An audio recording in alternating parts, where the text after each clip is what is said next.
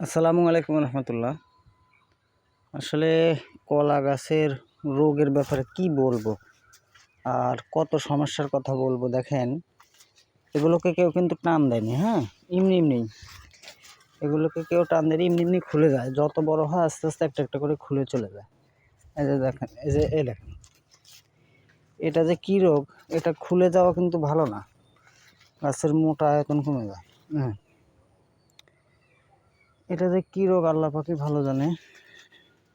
কারো কাছে যদি এই রোগের সমাধান থাকে তাহলে আমাকে দেখায়েন।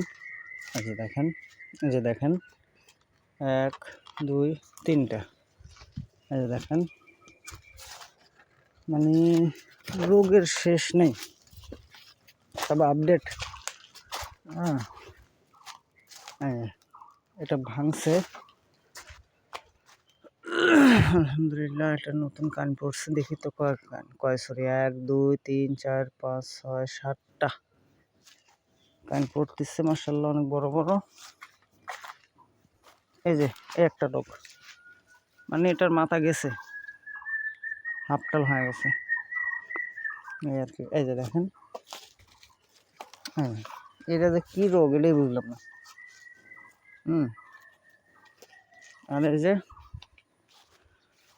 কলার গাছ, আমার কলার কারণে মানে কলার মোচা খায় হলো এলাকার জনগণ। আমি ভাগে পাইনি আর কি।